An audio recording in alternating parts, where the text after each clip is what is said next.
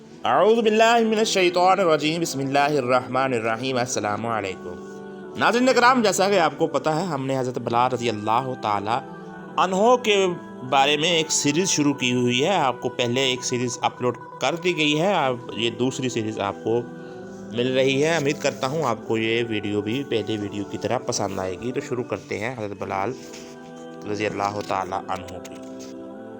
آپ ہم ان لوگوں پر رشک کر سکتے ہیں جنہیں طلوع اسلام کے آغاز میں مسلمان ہونے کی سعادت حاصل ہوئی، مگر میں آپ کو یہ بھی کہوں گا کہ ہم پر ترس کھائیں، ہمیں قابل رحم سمجھیں۔ ہم لرز گئے تھے کہیں ایسا نہ ہو کہ ہمارے ذہن علم و حکمت کے لیے ناموزور ہوں، یہاں تک کہ حضرت موسیٰ علیہ السلام بھی تجلی برداشت نہ کر سکے تھے۔ ہم محدود سے بے علم لوگ تھے، ہم میں سے کوئی بھی ایک نظام لانے کی اہلیت نہیں رکھتا تھا۔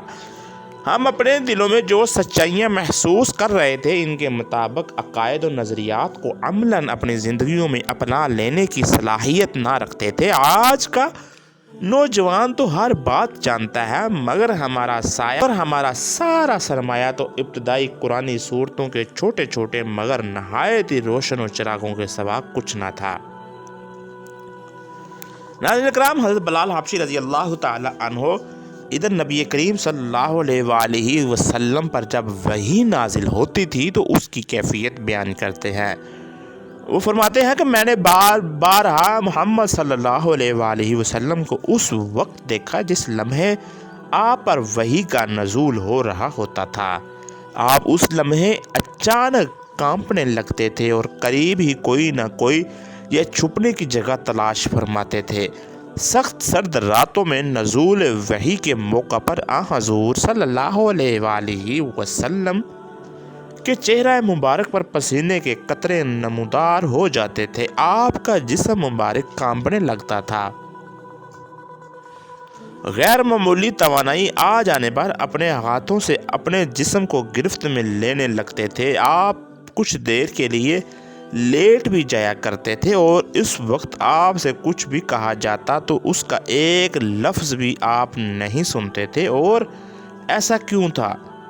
اس لیے کہ جو فرشتے سے ہم کلام ہو وہ اس دوران انسانوں کی بات نہیں سن رہا ہوتا۔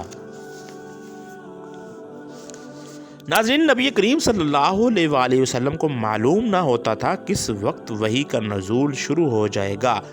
کبھی کبھی تو آپ باتیں کر رہے ہوتے، گھر میں چل پھر رہے ہوتے یا اونٹ پر سوار ہوتے، مگر جس وقت وحی کا نزول ہو جاتا تھا آپ صلی اللہ علیہ وآلہ وسلم گھنٹیوں کی آواز آتی، پروں کی آواز سنائی دیتی تھی یا زنجیروں کے بجنے کی آواز آتی تھی۔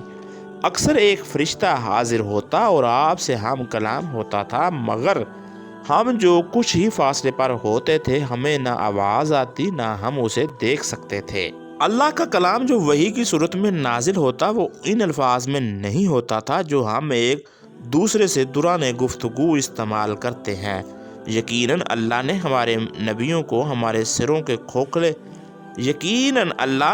موہنوں کو ہمارے سروں کے کھوکھلے پن کی مانند بنایا تھا۔ پیغام محمد صلی اللہ علیہ وآلہ وسلم کے دل پر اترتا تھا اور اس وقت جب پیغمبر خدا اٹھ کر ہمارے پاس واپس آتے، اللہ کی طرف سے انہیں اجازت تھی کہ پیغام کو لفظوں میں یاد کریں، مگر سارے عمل میں حرف بہ حرف سارا پیغام ایک ایک اسم اور فعل کے ساتھ اپنی اپنی مقرر جگہ ایک خاص ترتیب کے ساتھ موجود ہوتا تھا۔ پھر اسے کھال، چھال یا بھیڑ کے کندھے کی ہڈیوں پر جو کچھ بھی ہوتا اس پر لکھ لیا جاتا تھا۔ سب اس طرح رہتا جس طرح جبرائیل علیہ السلام دے کر جاتے تھے، بغیر کسی رد و بدل کے۔ ناظرین کرام، حضرت بلال فرماتے ہیں کہ جب میں نے حضور صلی اللہ علیہ وآلہ وسلم کے انسانی کرب کو دیکھا تو مجھے اس بات کا اعتراف ہوا کہ بعض اوقات پیغمبری کے خوف پر میری وہ محبت حاوی ہو جاتی تھی جو مجھے اس عظیم انسان سے تھی، مگر جی چاہتا کہ میں قریب جاؤں، مگر جب میرے پاؤں ایک جگہ یوں بندھے ہوئے محسوس ہوتے کہ قدم اٹھانا محال نظر آئے اس لیے کہ اللہ کا کلام نازل ہو رہا ہو تو ایک عام انسان کیسے قریب جانے کی جرت کر سکتا ہے۔ ایک بار رسول اللہ نے ہمیں بتایا تھا کہ نزول وحی کے موقع پر آپ کی کیا حالت ہوتی تھی۔ آپ نے فرمایا، یہ سوچے بغیر کہ میری روح میرے جسم کو چیر کر علیحدہ کر دی گئی ہے، مجھ پر کبھی وحی نازل نہیں ہوئی۔ ایک بار رسول اللہ صلی اللہ علیہ وسلم نے ہمیں بتایا تھا کہ نزول وحی کے موقع پر فرمایا، یہ سوچے بغیر کہ میری روح میرے جسم کو چیر کر علیحدہ کر دی گئی ہے، مجھ پر کبھی وحی نازل نہیں ہوئی۔ وحی کا نزول جاری رہا، پھر ایک روز یہ مکمل ہو گیا، پیغام مکمل ہوا اور قرآن کریم آخری اس آسمانی صحیفے کی شکل میں پورا اتار دیا گیا تھا۔ ہم بہت خوش تھے، ہم جوان تھے، ہم اسلام قبول کرنے والے شروع کے خوش بخت انسان تھے۔ ہر نئی صبح کا ہم استقبال کرتے، مگر ہم نے قرآن سے بڑا معجزہ کوئی اور نہ دیکھا۔ ایک ایسی فتح و نصرت تھی جس میں نہ فوجیں شریک تھی، نہ لوگوں کا جم غفیر۔